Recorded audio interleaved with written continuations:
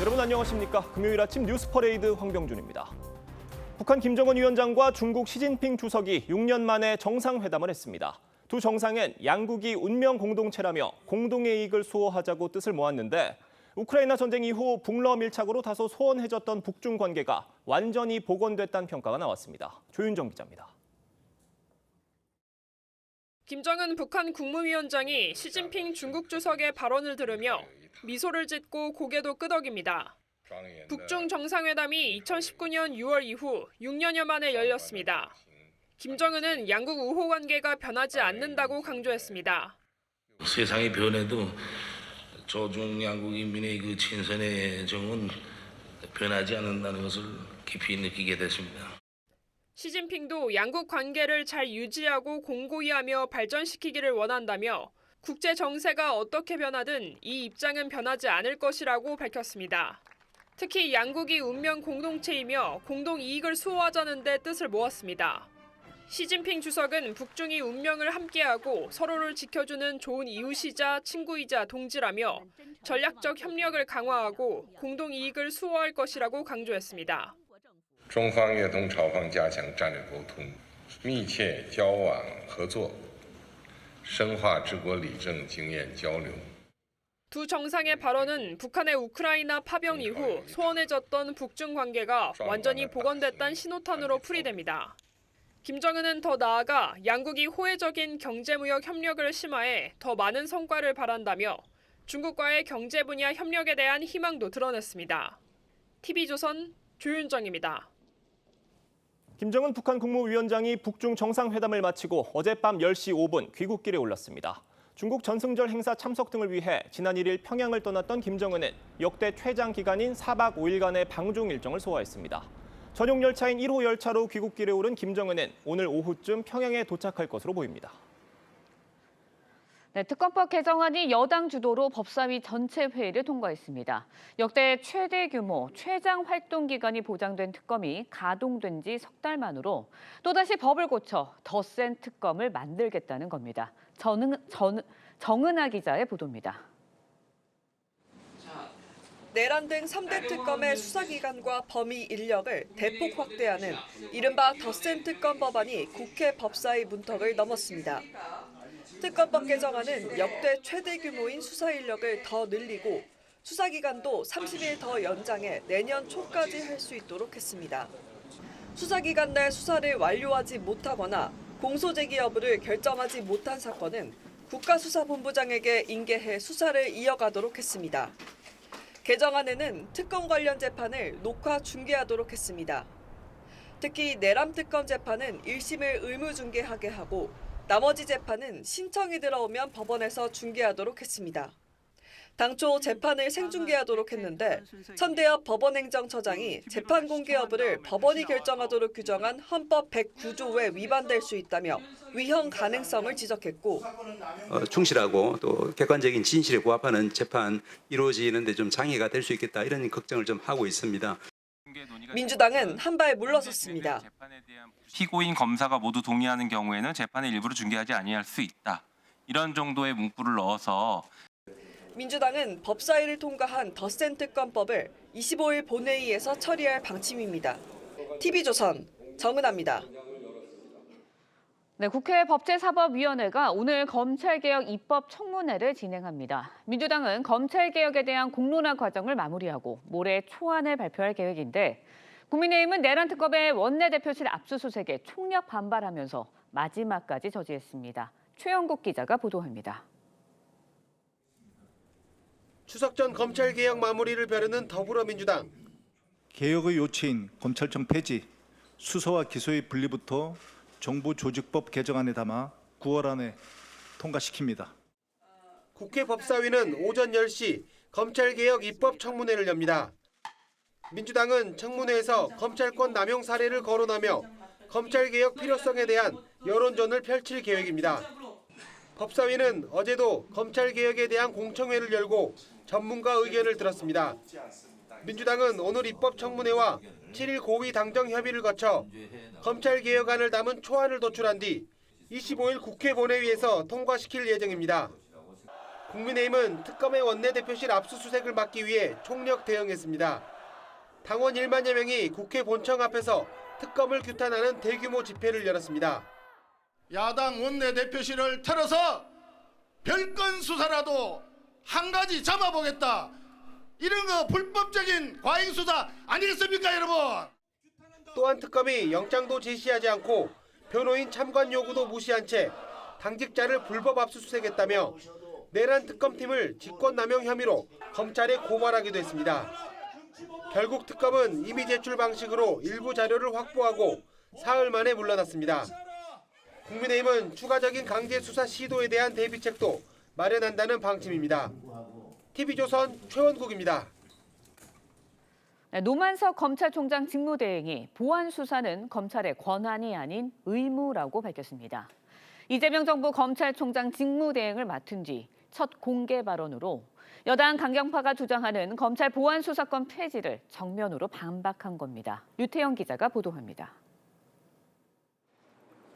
노만석 검찰총장 직무대행은 지난 7월 이재명 정부 첫 검찰 고위직 인사에서 대검차장에 임명됐습니다. 그동안 정부 여당의 검찰 해체 추진에 침묵하던 노대행이 여당 강경파가 주장하는 검찰 보안 수사권 폐지에 공개적으로 반발했습니다. 노대행은 부산고검과 지검을 격려 방문한 자리에서 보안 수사를 통해 실체적 진실을 밝히는 건 검찰의 권한이 아닌 의무라고 했습니다. 그러면서 현재엔 현재 상황에서, 미래엔 미래 상황에서 범죄로부터 국민들을 지키기 위해 의무를 다하자고 했습니다. 중수청과 공소청으로 검찰을 해체 개편한 뒤에도 보안 수사는 계속해야 한다는 의미로 풀이됩니다. 총장 직무대행을 맡은 뒤 첫 공개 발언입니다. 앞서 정성호 법무장관도 보안 수사권 폐지에 반대하는 입장을 밝힌 바 있습니다. 경찰의 수사의 어떤 부실한 측면들 또는 봐주기 측면을 보완할 수 있는 제도적 장치는 꼭 필요합니다. 최근 공봉숙 서울고검 검사가 보안 수사 포기는 진실 발견과 피해자 보호를 포기하는 것이라고 내부망에 글을 올리는 등 검찰 내부의 반대 목소리도 이어지고 있습니다. TV조선 류태영입니다. 조국 혁신당 강미정 대변인이 당내 성비위 사건 처리에 문제를 제기하며 탈당을 선언했습니다. 조국 혁신정책연구원장을 비롯해 당이 수개월째 피해자 보호를 외면하고 있다고 주장한 겁니다. 조국 혁신당은 당이 할 수 있는 모든 조치를 다 했다고 반박했고 어제 취재진의 질문에 답을 피하던 조 원장은 11시간 만에 위로를 전한다고 했습니다. 황정민 기자입니다. 당내 성비위 사건 피해자 중 한 명인 조국 혁신당 강미정 대변인이 기자회견장에 들어섭니다. 강 대변인은 사건이 접수되고 5개월이 지났지만 당이 피해자들을 외면해 2차 가해를 받는 상황이 됐다고 울먹이면서 탈당 의사를 밝혔습니다. 끝내 응어리진 가슴으로 사라져야 했던 가장 뜨거웠던 파란 불꽃들에게 멋지게 해결하지 못해서 정말 미안합니다. 지난 4월 조국 혁신당은 당 소속 당직자가 상급자로부터 성추행과 성희롱을 당했다며 경찰에 고소했고 가해자들을 직무에서 배제했다고 밝힌 바 있습니다. 조국 혁신당은 윤리위에 사건을 회부해 가해자들을 당원권 정지 또는 제명했다며 피해자 요구에 따른 조치를 모두 마쳤다고 했습니다. 하지만 강 대변인은 여전히 피해자 지원 대책이 마련되지 않았고 가장 먼저 이루어졌어야 할 피해자 회복과 보호 역시 이루어지지 않고 있다고 주장했습니다. 특히 조국 원장에게 수감 중에도 사면 이후에도 사건 정황을 전달했지만 침묵했다고 지적했습니다. 이 침묵도 제가 해석해야 될 메시지라고 생각을 합니다. 조계사를 방문한 조 원장은 성비위 논란과 관련한 질문을 8차례 받았지만 답을 피했습니다. 이 문제 인지하고 계셨습니까?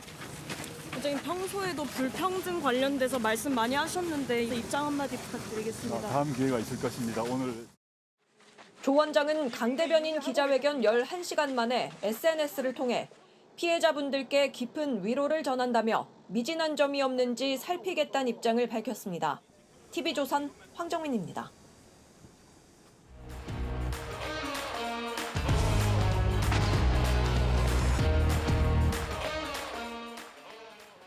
정치권 소식 짚어보는 아침의 맞소 시간입니다. 패널 4분 모셨습니다. 노동일 파이낸셜 뉴스 주필, 김진욱 더불어민주당 전 대변인, 조현삼 변호사, 최진영 변호사 나오셨습니다.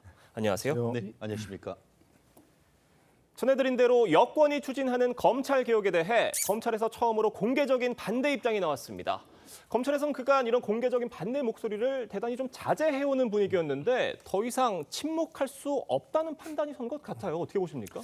글쎄요, 저는 뭐 검찰의 편을 드는 것도 아니고 뭐 검찰은 유능하다, 뭐 경찰은 무능하다 그런 얘기가 아니고 기본적으로 결론부터 말씀드리면 검찰의 직접 수사권, 1차 수사권은 폐지하는 게 맞다고 봅니다. 예. 그러나 경찰의 수사에 대한 통제를 위해서도 보완 수사권은 반드시 필요하다. 이렇게 생각합니다. 여러분 잘 아시지만 그 박종철 사건이 있었습니까? 예. 그때 경찰이 암장해버리려고 했습니다. 그런데 검찰의 지휘권, 통제권 때문에 그게 밝혀진 것이거든요. 그런 걸 보자면 검찰의 직접 수사권은 인지수사든 뭐 고소고발에 따른 사건 수사든 간에 폐해가 많기 때문에 폐지해도 된다고 생각합니다. 또 폐지할 필요가 있다고 생각합니다. 그러나 경찰에 대한 어떤 통제가 없이 공룡 조직을 그대로 놔둔다? 예. 이러면 그야말로 뭐 엄청난 통제받지 않는 공룡 조직이 될 수밖에 없는 그런 상황입니다.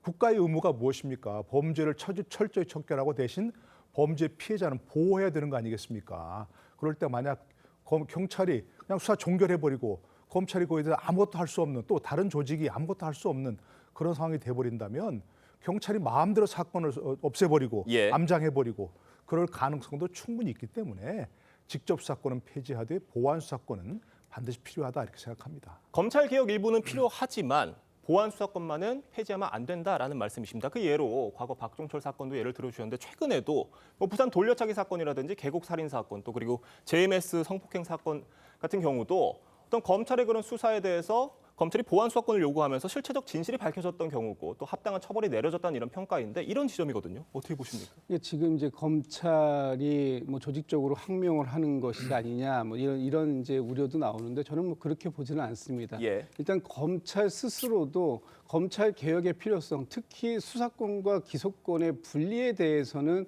인정하는 것으로 보입니다. 왜냐하면은 이번에 정부 조직법 개정을 통해서 검찰청을 기소를 담당하는 공소청과 수사를 담당하는 중대수사청으로 그 중수청으로 나눈다는 거 아닙니까? 이 부분에 대해서 검찰에서 반대 목소리는 없어요. 다만 지금 이제 내용적으로 들어갔을 때 그러면 보완 수사를 할 수 있는 권한을 갖겠느냐 말겠느냐 하는 부분을 가지고 얘기하는데 보완 수사가 필요하다고 지금 말씀 주시는 그런 사례들도 있습니다만 예. 오히려 이런 보완 수사를 통해서 어떤 정치적인 사건이나 이런 부분들을 이 검찰의 정치권의 입맛에 맞게 해 왔었던 악용됐던 사례들도 꽤 있습니다. 예를 들면 성남 FC 사건이 그런 경우에요. 경찰에서 불송치 결정을 내렸는데 그거를 이 지휘권 보완 수사권을 이용해 가지고 결국은 이 검찰이 기소까지 이르게 되고 재판 중에 있거든요. 근데 이런 부분들이 다른 지역에 있는 다른 상황들하고는 되게 형평성이 어긋나는 그런 상황들이고 또 정치적으로 상당한 목적을 가지고 악용하고 있는 것이다. 이렇게 지금 이제 평가들도 나오고 있기 때문에 이 부분에 대해서는 앞으로 계속해서 논의를 해 나갈 것입니다. 다만 지금 어떤 결론을 내린 상황은 아니고 이 정부 조직법을 먼저 개편한 이후에 예. 그 이후에 이 검찰의 운영 방식이라든가 이런 부분들을 어떻게 가져갈 것인가 하는 부분은 구체적으로 이제 논의를 할 건데 이제 비로소 그 부분에 대한 물꼬가 트인 것 아니냐, 이제 논의가 본격화되는 거 아니냐 이렇게 평가할 수도 있을 것 같습니다. 네, 이 보완 수사권에 대한 폐단도 있는 만큼 개선이 필요하다 이런 말씀이신데 지금 의견이 팽팽하게 나뉘는 상황입니다. 이런 공방이 어제 국회 법사위에서도 벌어졌습니다. 들어보겠습니다. 검사만이 보완 수사를 잘할 수 있다라고 하는 주장을 지금도 하고 있고 공청회가 열리는 이 와중에도 왜 개혁의 대상이 보완 수사 운운하면서 어디 가서 밖에 나가서 떠드는지 모르겠거든요. 정치적인 수사라고 하는 비판의 초점은 검찰에서 수사를 개시하는 사건들에 사실 집중돼 있고 수사 개시권을 제한을 하면 되지 수사 보완 수사를 폐지할 필요는 전혀 없다 이런 생각. 조국 혁신당 박은정 의원, 왜 개혁의 대상이 보완 수사 운운하면서 떠드느냐, 개혁의 대상이 검찰은 입 닫아라, 뭐 이렇게 들립니다. 굉장히 오만하다고 생각합니다.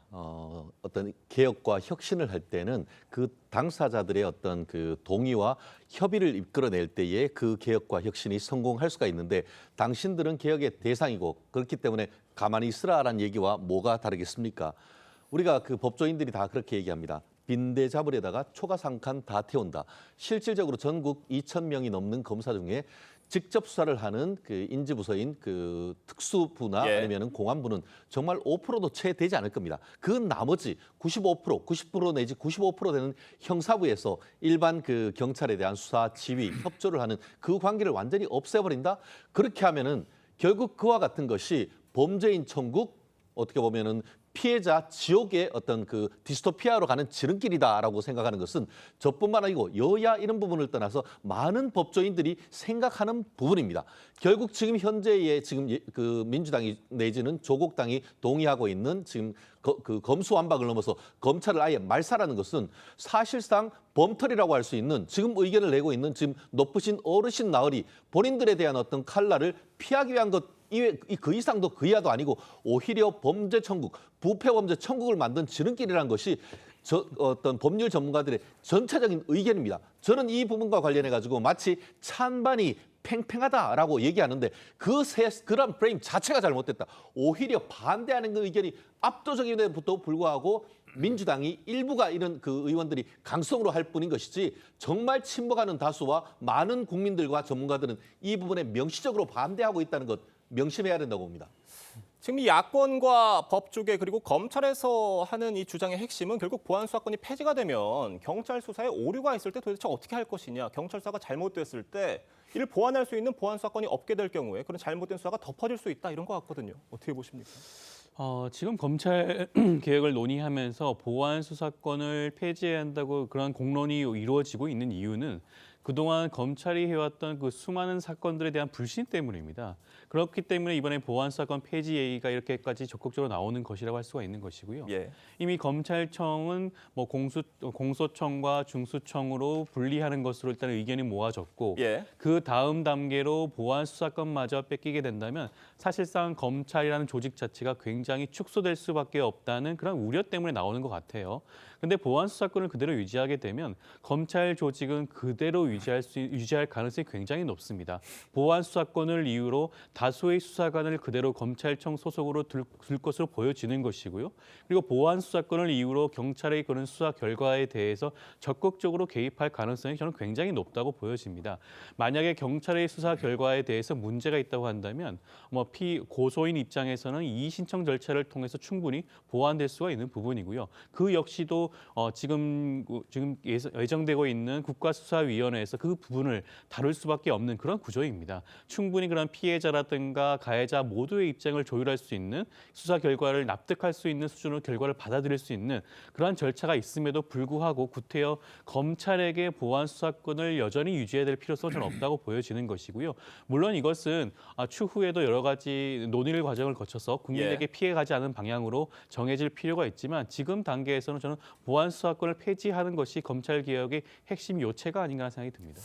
알겠습니다. 어제 법사위 검찰개혁 공청회에선 이런 상황도 벌어졌습니다. 또다시 추미애 법사위원장과 나경원 의원 간의 충돌이 벌어진 건데요. 영상으로 보겠습니다.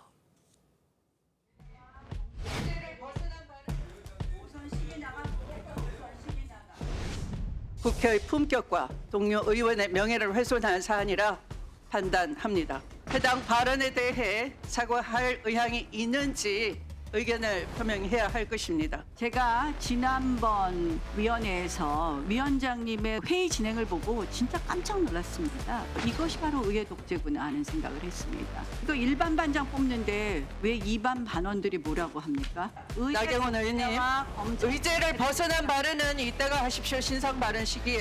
오선식이나 되시면서 신상 발언과 공청회 관련한 주제를 벗어났다는 걸 구분도 못하십니까? 오선식이나가 뭡니까? 오선식이나가. 위원장님 그 발언 취소하십시오. 이 한마디로 가만히 계세요. 자, 초선은 가만히 있어라 라고 발언을 했던 나경원 의원에 대해서 추미애 법사위원장이 오선식이나 돼서 라는 발언을 했습니다. 어떤 선수를 들이대는 발언들이 이어진 건데 정말 이 강의 강으로 또 강의 강으로 계속해서 치고받는 분위기예요. 그래서 그분들의 말을 그대로 좀 돌려드리면 5선씩이나 된 분들이 6선씩이나 된 분들이 참 정치의 품격 국회 품격을 훼손하는 데 앞장서고 있다. 예. 이렇게 얘기할 수밖에 없습니다. 기본적으로 육선이 상임위원장 한다는 게 말이 됩니까? 지금 국회 의원장을 해도 모자랄 그런 차고 넘칠 그런 분이 보통 상임위원장을 3선이 하지 않습니까? 그리고 간사를 5선이 한다는 것도 말이 안 되는 것이고요. 3선 위원장의 재선 간사가 보통은 상식적이죠. 예. 상임위원장은 3선이 하고 간사는 재선이 하는 게 일반적인 그런 관행이고 법이 없더라도 그건 당연히 지켜야 하는 그런 관행입니다. 근데 저분들이 저렇게 서로 말싸움에 앞장서고 다른 정말 초선 재선 의원들이 말싸움을 해도 그걸 말리고 정책 품격을 유지하는 데 앞장서야 할 원로분들 아닙니까? 근데 저렇게 앞장서서 싸움을 하는 모습 이거야말로 정말 볼썽사나운 모시고 뭐 품위 유지 의무 이런 데에 대해 스스로가 지금 품위를 훼손하고 있다 이렇게 얘기할 수밖에 없습니다. 참 이 민주당을 포함한 법여권 3개 당 품위 유지 의무 위반으로 나경원 의원 징계안을 제출한 데 맞서서 국민의힘은 추미애 법사위원장을 국회 윤리위에 제소하기로 했습니다. 추나 대전의 파장이 좀처럼 잦아들지 않는 분위기예요. 앞으로 이런 모습을 더 자주 보게 될 것 같다 이런 그 기시감을 갖습니다. 예. 나경원 의원께서 본인의 간사 선임을 해주지 않는다고 해서 초선 의원들에게 초선은 가만히 앉아 있어라, 초선이 뭘 한다고 나서냐, 뭐 이런 발언들을 한 것은 초선들의 명예를 좀 심각하게 실추시키는 폄훼하는 그런 부분은 맞습니다. 초선이라 하더라도 국민들에 의해서 선택받은 그 의원인데 초선은 아무것도 모르니까 가만히 앉아 있어라라고 얘기하는 것. 그럼 자당의 초선 의원들은 뭐가 됩니까? 그런 부분들 때문에라도 그 윤리위에 제소를 하는데 지금 문제는요. 국회 윤리위가 구성되어 있지 않습니다. 그러다 보니까 실질적으로 윤리위에서 어떤 제소가 된 사안들을 처리하지 못하다 보니까 양 당이 이렇게 그냥 무슨 일만 있으면 국회 윤리위에다가 제소할 수밖에 없는. 그래서 사실 지금 국회 윤리위에 제소하는 것 자체가 이제는 더 이상 어떤 그 두려움, 압박의 수단으로 통하지 않는 그런 이제 시대가 된 게 아닌가라는 좀 안타까운 생각이 있고요. 어쨌든 뭐 지금 그 추미애 위원장이 5선씩이나라는 발언도 사실 저는 뭐 적절하다고 보진 않습니다. 그러나 아마도 지금 이제 그 나경원 의원에게 그 본인이 했던 초선은 가만히 있으라는 발언에 대해서 사과 의향이 없느냐라고 물었는데도 불구하고 그에 대한 대답이 없고 또 어제는 이제 이 검찰 개혁과 관련된 공청회를 하는 시간이었는데 그 공청회에서 그 공청회와는 아무 관련 없는 본인의 신상 발언을 했던 것 이런 부분들에 대한 지적이 있었는데 이 부분도 저렇게 뭐 공개적으로 할 지적이었나 좀 양측이 다 제가 볼 때는 국민들께 그렇게 바람직한 모습을 보여주고 있는 것 같지는 않다 이런 말씀 좀 드리고 싶습니다. 참 둘 중에 한 분이 좀 굽히고 들어가는 모습을 보이게 된다면 저도 이기는 상황이 좀 연출이 될 것 같은데 그런 상황이 보이지가 않는 것 같아서 좀 아쉬운 상황인 것 같습니다. 자, 이른바 추나 대전이 이렇게 재연된 상황에서 어제 법사위에선 민주당 주도로 더 센 특검법이 통과가 됐습니다. 특검의 기간을 연장을 하고 관련 재판을 생중계하는 그 내용이 골자인데 앞으로 국민의힘에서는 좀 어떻게 대응할 수가 있는 겁니까? 입법 폭주 기관차가 브레이크가 파열된 것 같습니다. 결국 브레이크가 파열된 차량은 폭주하고 사고로 이어질 수밖에 없는데요.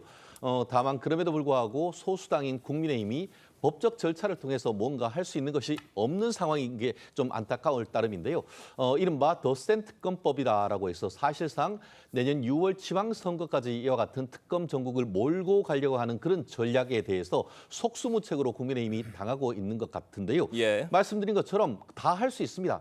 하지만 그렇게 계속할 경우에는 국민들의 반대 여론이 어느 순간은 역풍으로 불 수 있다는 것 민주당에서는 참 생각을 해야 될 것 같은데 사실 추나 대전이다라는 그런 형식적인 어떤 소리 속에서 사실상 더 센 특검이라는 것이 법사위를 통과되는 이런 어이없는 상황 속에서 국민의힘 국회의원님들도 제대로 대응책을 좀 더 고민을 해야 될 것 같습니다.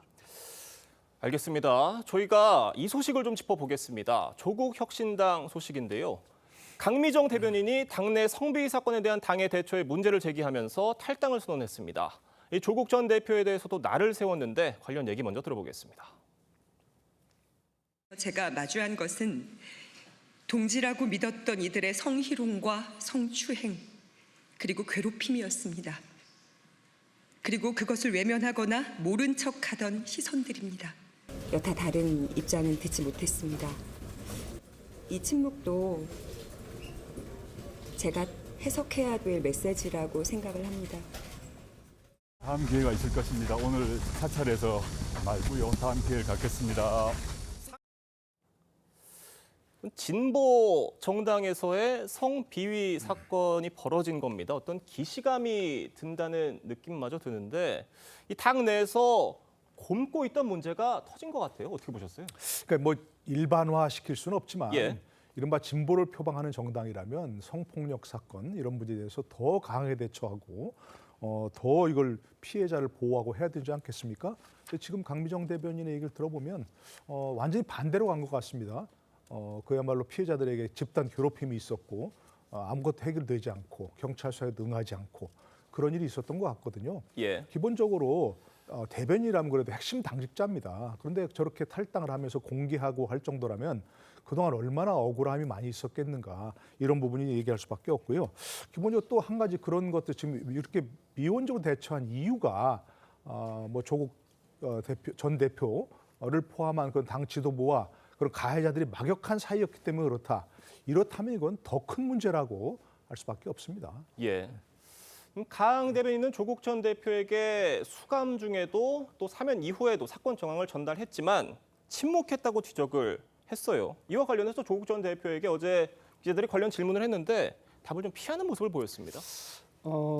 저 좀 전에도 영상에서 나왔습니다만 조계사 방문 이후에 그 언론들이 이와 관련된 입장을 묻는 부분에 좀 회피하고 피하는 모습을 좀 보였습니다. 예. 그 이후에 SNS를 통해서 피해자분들께 깊은 위로를 전한다 뭐 이런 이제 메시지를 또 내놓으셨는데 오히려 이런 메시지를 저 자리에서 내놓았어야 됐다. 또 너무 때 늦었다라고 말씀을 주시고 좀 그 후회하는 모습을 보였는데 본인이 조금 더 적극적으로 챙길 수 있는 부분도 있지 않았었을까라는 생각이 좀 듭니다. 그런 측면에서 이번 조국 혁신당의 이런 이 성비위와 관련된 부분에 대한 대응, 이런 부분들은 굉장히 좀 미숙하거나 또는 아쉬움이 많이 남습니다. 그러니까 이런 사건이 발생했을 때 세 가지 정도의 원칙이 있지 않습니까? 가해자와 피해자의 즉각적인 분리 대응이고요. 두 번째는 좀 과하다 싶을 정도로 이걸 좀 대응을 좀 강력하게 해서 재발을 방지하는 그런 모습을 좀 보여야 되는데 그렇지 못했다라는 것. 또 마지막으로 조금 더 적극적으로 이런 부분들을 통해서 국민들께 또는 앞으로 재발 방지를 하지 않겠다라는 것 그리고 피해자 중심으로 이 문제를 처리하겠다라는 모습을 좀 적극적으로 보여줬다면 아마도 이런 그 2차적인 비판에 직면하지는 않았을 텐데 그런 부분들에 대해서는 좀 처리가 매우 좀 아쉽다 이런 생각이 들고 있습니다. 네, 조국 혁신당의 부족한 대처에 대해서 잘 지적을 해주신 것 같습니다. 말씀도 또 해주셨는데 조국 전 대표가 강 대변인 기자회견 11시간 뒤에 SNS를 통해서 피해자분들에게 깊은 위로를 전한다라는 입장을 밝혔습니다. 그러면서 자신이 이 사건을 수감 중에도 알고는 있었지만 비당원 신분이어서 자신이 할 수 있는 게 없었다라는 취지의 해명도 했는데 자 그렇게 된다면 조국 혁신당 안팎에서 조 전 대표가 수감돼 있을 때 많이 면회도 가고 접견도 했었잖아요. 그때는 뭐 어떻게 할 수 있는 게 없었나 싶어요. 그렇습니다. 결국 조국 전 대표의 말은 조국 당에 조국 없다는 얘기나 마찬가지 아닙니까? 그게 말이 됩니까? 사실 민주당이나 조국 당 같은 경우에는 윤석열 전 대통령이 국민의힘을 탈당함으로써 국민의힘 내에서는 윤 전 대통령과 선을 그었다라는 얘기에 대해서 굉장히 큰 비판을 했었지 않습니까? 그런데 정작 본인 사건과 관련해서 얘기를 하니까 나는 그때에 당직이 없는 상태에서 감나라 배나라 하면은 그것이 오히려 적법 절차를 위배한다라는 취지로서 아무 말도 하고 있지 않았다라고 얘기하는데요. 사실상 지금 뒤에도 얘기하겠습니다만 최강욱 그 전 의원이라든가 관련되는 사람들 같은 경우에는 오히려 지금 그 피해자를 오히려 그 2차 가해를 하고 있다는 그런 얘기하고 있지 않습니까? 그런데 조국 전 대표 같은 경우에 옛날에 본인이 쓴 소셜 미디어에 성추행을 범한 후에 피해자를 대하는 2차 피해를 범하는 하여튼 개들이 많다 이런 식으로 해서 이 그 개저씨라는 한 언론의 어떤 신문 기사까지도 이제 인용을 했던 그런 분입니다. 그렇게 정의와 여성 인권을 했던 부르짖던 사람이 정작 본인 당에서 이런 일이 벌어지니까 나는 책임 없다라고 얘기를 하면서 언론의 인터뷰조차 거부하는 이런 상황, 저는 납득하기 어려운 것 같습니다. 지금 조국 혁신당에선 어떤 가해자들에 대한 제명 등 충분한 조치가 이루어졌다라는 얘기인데 지금 피해자와 강미정 대변인의 얘기는 충분한 조치는 이루어지지 않았고 이후에 2차 가해들이 이어져서 피해자들이 더 늘어나고 있고 당을 떠나고 있다라는 주장입니다. 어떻게 보십니까, 이 상황?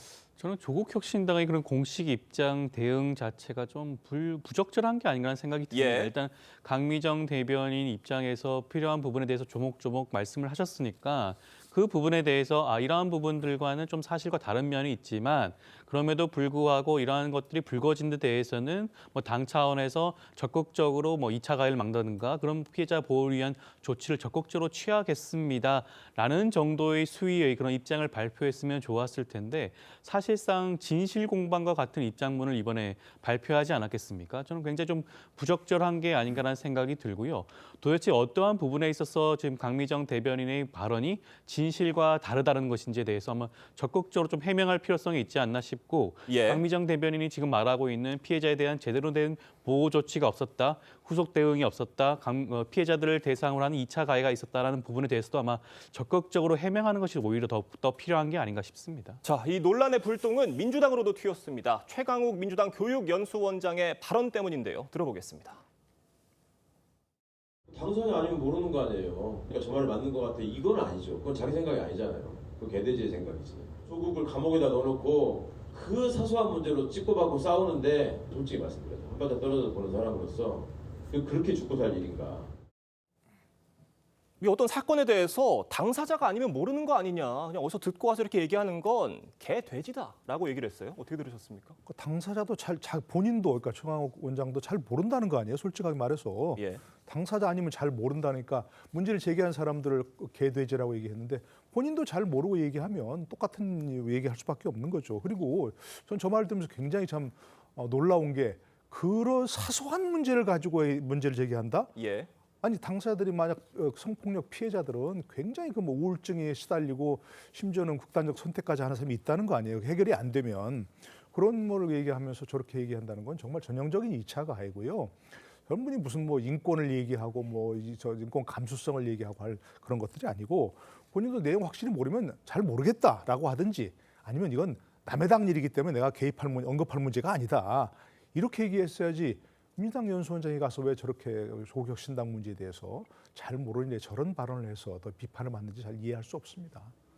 알겠습니다. 어떻게 들으십니까? 조국 전 대표와 관련돼서 예. 이런 얘기도 있었습니다만 또 최강욱 지금 민주당 그 교육연수원장의 발언도 사실은 적절한 발언이 아니다라고 판단을 합니다. 그렇기 때문에 정청래 대표가 이 발언이 알려지자마자 당의 윤리감찰단에 즉각적인 진상조사를 지시하셨고요. 아마 이런 결과들이 나오면 이에 따른 후속 조치들은 있을 겁니다. 그럼에도 불구하고 최강욱 교육연수원장이 본인 스스로가 이 부분에 대해서 잘 모르는 부분이고 필요 이상으로 감정적으로 얘기했던 부분에 대해서 사과드린다 이렇게 밝혔던 만큼 앞으로 당에서의 진상조사 결과에 따라서 그에 합당한 조치가 이루어질 것이다. 부적절한 발언이었다 이렇게 평가하고 있습니다. 알겠습니다. 오늘 네 분 말씀은 여기까지 듣겠습니다. 감사합니다.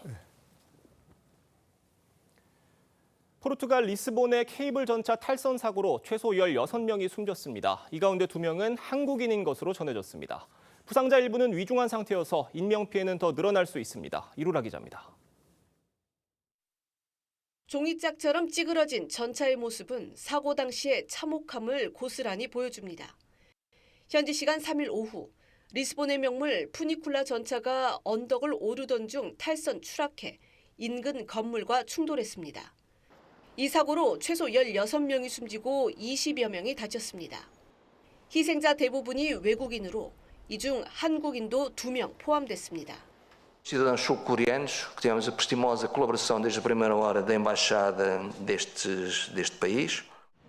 사망자 중에는 아직 신원이 확인되지 않은 이들도 있고 부상자 일부는 상태가 위중해 인명피해는 더 커질 수 있습니다. 사고 전 차는 자체 동력 없이 강철 케이블에 연결돼 움직이는 방식으로 리스본의 좁고 가파른 언덕을 오르내리는 대중교통입니다. 현지 언론은 케이블 손상 등 관리 부실을 사고 원인으로 지목했습니다. 하지만 운영사 측은 이를 부인해 사고 원인을 놓고 논란이 예상됩니다. Opera, eu salvo erro, este elevador da Glória é de, peço desculpa, sim, o elevador da Glória é de 1914. Tenho para pôr em causa a prestação que estava a ser efetuada. 포르투갈 정부는 이번 사고를 최근 역사상 가장 큰 비극이라며 이날을 국가 애도의 날로 지정했습니다. TV조선 이루랍니다. 네, 경찰이 서울 서대문구 일대에서 초등학생들을 유괴하려던 20대 남성 3명을 체포했습니다. 학교 측이 유괴에 주의하라는 가정통신문까지 보내면서 학부모들은 공포에 떨었었는데 잡힌 일당 재밌어서 장난을 쳤다라고 진술한 것으로 전해졌습니다. 황재영 기자가 보도합니다. 지난 1일 서울 서대문구의 한 초등학교 가정통신문입니다. 낯선 남성 2명이 아이들에게 집까지 데려다 주겠다고 제안한 사례가 보고됐으니 조심하라고 당부합니다. 아직도 그런 유괴가 있나 시도하는 것 자체가 좀 믿을 수 없었고 거짓된 내용으로 혹시 말을 해서 이게 상황이 커졌나라는 생각을 했었는데 관련 신고 2건을 접수한 경찰은 CCTV 분석 등을 통해 유괴 시도를 한 20대 남성 3명을 긴급 체포했습니다. 경찰 조사 결과 이들은 지난달 28일 오후 3시쯤 홍은동 일대에서 귀엽다, 집에 데려다 줄게라며 10분간 3차례 유괴를 시도한 것으로 파악됐습니다. 일당은 초등학교 앞에 있는 이곳 공영주차장에서 유괴를 하려 했지만 학생 2명이 도망을 가면서 미수에 그쳤습니다. 경찰 조사 결과 대학생과 직장인인 3명은 중학교 동창으로 전과는 없던 것으로 파악됐습니다. 이들은 경찰에서 아이들이 놀라는 모습이 재밌어 장난을 친 것이라고 말한 걸로 전해졌습니다. 경찰 관계자는 사안의 중대성을 고려해 2명에 대해서는 구속영장을 신청했다고 밝혔습니다. TV조선 황재영입니다. 네, 접근 금지 명령을 어기고 헤어진 남자친구의 집을 찾아간 여성이 경찰에 붙잡혔습니다. 비밀번호를 알아야 출입이 가능한 건물에 배달기사를 따라 몰래 들어간 건데 지자체가 설치한 CCTV 관제센터 요원의 눈에 덜미가 잡혔습니다. 김동영 기자가 보도합니다. 새벽 시간 한 여성이 주택가를 서성입니다. 잠시 후 배달을 시키더니 배달기사와 함께 원룸으로 향합니다. 10분 뒤 출동한 경찰관들에게 붙들려 나옵니다. 20대 여성은 헤어진 남자친구 집에 몰래 들어가려다 스토킹 혐의로 검거됐습니다. 이 원룸 건물에 출입하려면 비밀번호를 입력해야 되는데요. 여성은 배달기사를 뒤따라가서 스토킹하던 남성의 주거지로 들어갔습니다. 신고자는 CCTV 통합관제센터 요원이었습니다. 배달기사분은 바로 나오시더라고요. 옥상이나 어딘가에서 피해자가 나타나기 기다리는 게 아닐까라는 생각이. 요원은 하루 전 접근 금지 명령 위반 사건 신고가 접수됐던 남성의 주거지 주변을 모니터링하다 스토킹 용의자와 인상착의가 동일한 여성을 발견했습니다. 헤어지면 이 여자는 수긍할 수가 없어갖고 자기 본심도 전달하고 싶어 해가 자꾸 찾아가거든요. 지난주엔 새벽 시간대에 오토바이를 훔치려던 중학생 3명이 CCTV 통합관제센터 요원에 포착돼 덜미를 잡혔습니다. 전국 210여 개 지자체는 65만 대가 넘는 CCTV를 설치하고 24시간 범죄를 감시하고 있습니다. TV조선 김동열입니다. 네, 계란 한 판 가격이 넉 달째 고공행진입니다. 평균 대비 10% 이상 올라 7,000원 아래로 떨어지지 않고 있는 건데 문제는 앞으로 더 오를 가능성이 높다는 겁니다. 윤우리 기자가 취재했습니다. 김포의 한 양계장. 올여름 닭 폐사율이 지난해보다 15%가량 늘었습니다. 유례 없는 김포겸에 닭들이 버텨내질 못한 겁니다. 팬을 30대를 넘게 돌리면서 에어컨이랑 다 같이 가동을 시키는데도 이번에 전기료가 한 23% 이상 인상이 됐고요. 폐사율 증가가 생산량 감소로 이어지면서 계란 한 판 가격이 넉 달째 7,000원을 넘겼습니다. 평년 대비 10% 이상 높습니다. 앞으로가 더 문제입니다. 이번 달부터 닭 한 마리당 사용 면적이 1.5배 늘어납니다. 지금 이 닭장에는 7마리씩 살고 있는데요. 닭 교체 시기 이후에는 4마리만 살 수 있습니다.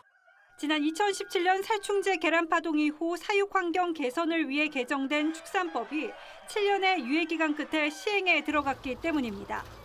정부는 관련 예산을 올해 504억 원으로 지난해보다 3배 이상 늘렸지만 농민들은 턱없이 부족하다고 하소연합니다. 사육 규모가 늘어나게 되면은 7만 수에서 공사비가 10억이 들어갈 거 25억이 들어가는데 현 시장 논리에서 지금 계란값을 인상을 안 시키고는 정부도 개정법이 적용되면 계란 생산량이 줄고 가격은 24% 오를 걸로 추산했습니다.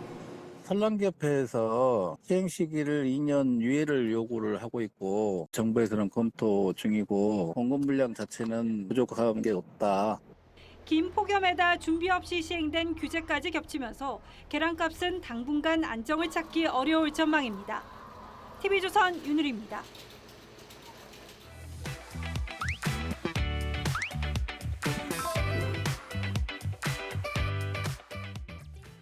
네, 화제 이슈 짚어보는 시간입니다. 아침의 픽 시작합니다. 최근 시중 쌀값이 가파르게 오르면서 밥상 물가의 부담 커지고 있습니다. 관련 내용 이인철 참좋은경제연구소장과 함께 자세히 짚어보도록 하겠습니다. 안녕하세요. 네, 이제 최근 쌀값이 20kg당 평균 6만 원 선 넘어섰습니다. 이게 마지노선, 심리적인 마지노선이라 그래요. 맞습니다. 어느 정도인 거예요? 그러니까 이제 심리적 마지노선이라는 건 사람이 사기에 선뜻 그 가격에 내가 정말 먹어야 돼? 사과를 5천 원에 먹어야 돼? 네. 마찬가지 20kg 쌀도 6만 원을 넘어서게 되면 주저하게 돼요. 네. 한 등급 아래 것을 사야 되나? 그런데 지금 2일 기준 쌀 20kg 평균 소매 가격이 6만 294원입니다. 예. 이게 1년 전에 비해서는 17%, 평년에 비해서도 14% 이상 비싼데 쌀값이 이렇게 비싸지니 정부가 지난 7월부터 대형마트 할인 지원하고 있어요. 네. 20kg당 한 3천 원 정도 할인 판매해서 가까스로 6만 원 아래로 떨어뜨렸는데 한 달 만에 다시 6만 원으로 올라선 겁니다. 실제로 통계청의 이제 통계에도 쌀값 상승세는 두드러진데요. 8월 중 쌀값은 1년 전에 비해서 두 자릿수 이상 11% 이상 오르면서 농축수산물 전체 물가 상승을 견인하고 있는데 자 이런 쌀값 상승에 대해서 정부는 뭐라고 설명을 하고 있느냐. 네. 당연히 지금 뭐 소비자 입장에서 쌀은 맨날 공급 강이라고 하더니 정부가 보관 비용도 많이 든다는데 왜 소매 가격이 오르는 거냐라는 이제 질문에 대해서 지금 햅쌀 출하를 앞두고 재고가 부족한 산지 유통업체들이 원료 이 벼를 확보하기 위해서 경쟁한 결과다라고 이제 해명을 하고 있는데 네. 소비자들은 납득하기가 좀 어렵습니다. 네, 그런가 하면 이제 최근 이제 공깃밥 가격, 식당에서 우리 공깃밥 많이 시켜 먹잖아요. 맞아요. 그런데 그것도 1,000원이었던 걸로 기억을 하는데 1,000원인 식당 찾아보기 어렵다고 해요. 맞습니다. 인심이 후한 사장님은 네. 추가 공깃밥은 무료라는 그렇죠. 시대도 있었거든요. 그렇죠. 그런데 공깃밥 1,000원 시대가 사실상 사라지고 있습니다. 서울 시내 식당들을 좀 살펴보게 되면 대부분이 지금 공깃밥의 경우 2,000원 이상이에요.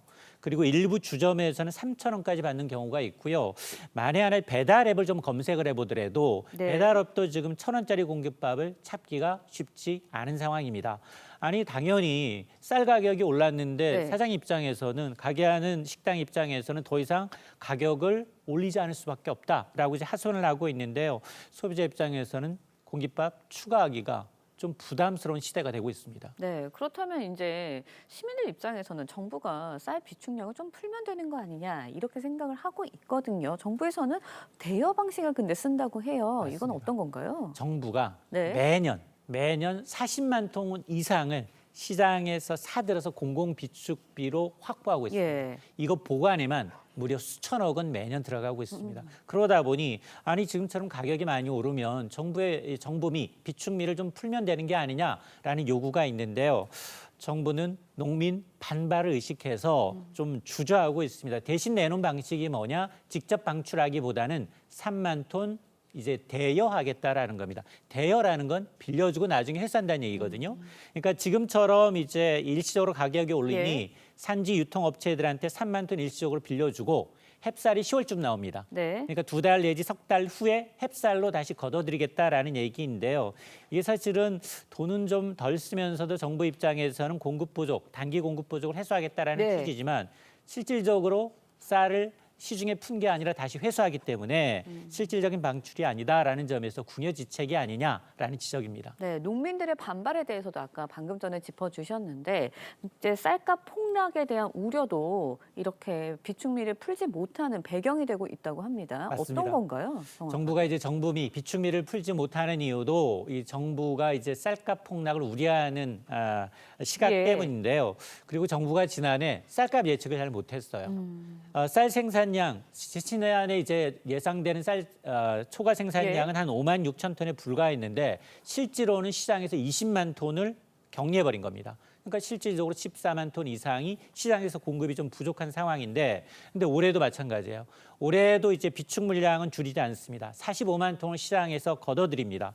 이렇게 되면 앞서서 햅쌀 3만 톤 빌려준 거 회수하죠. 합치면 45만 톤이 사실상 줄어드는 셈이기 때문에 사실 이 정부가 이제 이 비축미를 푸는 것에 대해서는 사실 전문가들 사이에서도 의견이 좀 엇갈리긴 해요. 예. 왜냐하면 가까운 일본의 경우에도 비축미를 제때 풀지 못해서 쌀 가격이 많이 올랐거든요. 예. 그러다 보니 공공 비축제도의 본래 취지대로 지금 정부가 정보미를 풀어서 시장 안정에 나서야 한다라는 의견이 있는가 하면 다른 한쪽에서는 타이밍이 너무 좋지 않다.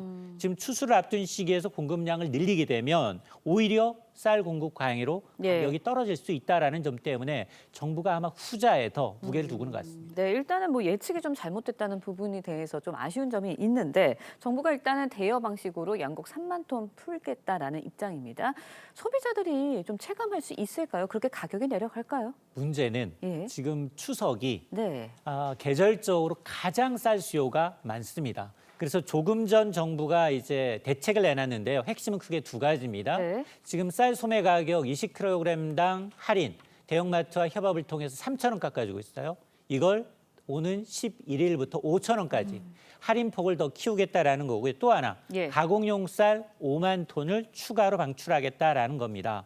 그런데 공급 규모, 물론 뭐 단기적으로 이렇게 대여해주고 할인해주고 가공 쌀 풀게 되면 단기적인 가격 상승세는 좀 완화될 수는 있습니다. 그럼에도 불구하고 실효성이 있느냐라는 측면에서 이게 소비자가 체감할 만큼 큰 폭으로 가격이 떨어질지 여부는 좀 더 지켜봐야 합니다. 네, 계란 가격 이야기도 좀 짧게 짚어보도록 하겠습니다. 계란 한 판 가격 넉 달째 7,000원 이상으로 유지가 되고 있는데 앞으로 가격이 더 오를 수 있다고 해요. 맞습니다. 제가 지금 비빔밥을 시켰는데 계란 프라이가 빠져서 계란찜을 추가했더니 17,000원 받더라고요.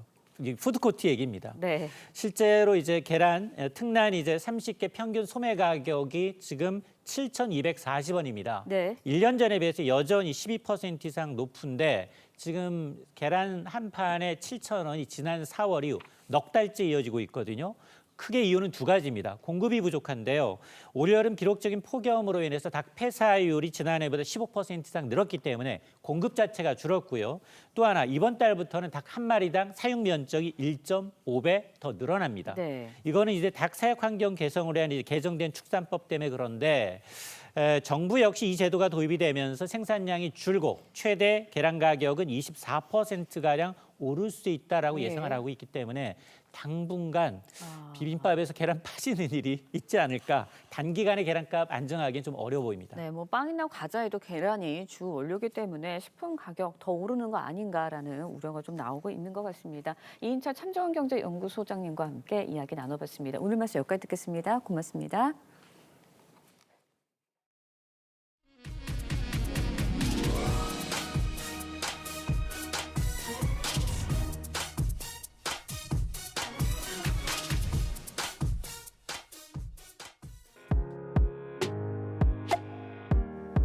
렌즈에 담긴 순간 그 의미를 짚어보는 시간이죠. 사진 기자가 선택한 아침의 한 장입니다. 오늘은 조선일보 사진부 오종찬 기자와 함께합니다. 안녕하세요. 오늘 볼 사진 어떤 건가요? 네, 한 시각장애인이 손의 감각을 이용해서 모나리자 그림을 감상하고 있는 장면입니다. 요즘 키아프와 프리즈 같은 대형 미술 축제가 한창입니다. 근데 시각장애인들은 미술을 감상하기 힘든데요. 그들을 위한 아주 특별한 전시회가 열렸습니다. 함께 만나보시죠. 서울 한국장애인문화예술원 이음 갤러리에서 열린 전시회입니다. 시각이 아닌 촉각으로 감상하는 시각장애인들을 위한 어두운 미술관입니다.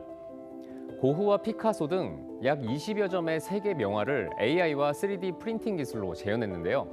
손끝으로 작품의 윤곽과 질감을 따라가며 세계적인 명화를 감상할 수 있습니다.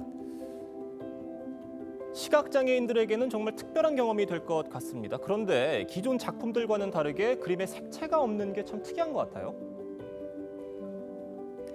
네, 관람객이 손을 만지며 형태와 질감, 화풍의 패턴을 느낄 수 있도록 모든 작품이 흰색 조형물로 만들어졌습니다. 감상을 돕기 위해서 국내 유명 성우들이 녹음한 오디오 해설도 제공됐습니다. 예술과 처음으로 만나는 특별한 경험을 한 시각장애인도 있었는데요. 전시회 관계자는 앞으로도 장애를 극복할 수 있는 다양한 전시를 준비하겠다고 말했습니다. 장애와 비장애의 경계를 넘어서 누구나 문화예술에 참여할 수 있는 기회가 더 많아졌으면 좋겠습니다. 지금까지 아침의 한장이었습니다. 중부지방은 더위가 주춤하나했지만 오늘은 다시 무덥겠습니다. 남부지방에 폭염특보 발효 중인 가운데 오늘 전국적으로 33도 안팎의 늦더위가 나타날 텐데요. 자세한 낮 기온을 보시면 서울과 대전이 33도, 대구 32도, 울산은 30도까지 오르겠습니다. 오후에 충청 이남 곳곳에는 5에서 60mm의 소나기가 지나겠습니다. 전국 하늘에 구름이 많겠고요. 아침까지 호남권은 안개가 짙게 끼겠습니다. 또 영남 해안을 중심으로는 바람이 강하게 불겠습니다. 내일 새벽 수도권과 충남을 시작으로 강원, 영동을 제외한 전국에 비가 내릴 텐데요. 특히 수도권과 충남에 최대 100mm 넘는 많은 비가 집중되겠습니다. 수도권과 강원은 일요일 오전에 대부분 그치겠고요. 남부지방은 다음 주 초까지도 이어지겠습니다. 오늘의 날씨 박선민입니다. 이상으로 금요일 뉴스 퍼레이드 마칩니다. 네, 저희는 다음 주 월요일 아침 7시 30분에 다시 찾아뵙겠습니다. 시청해주신 여러분 고맙습니다.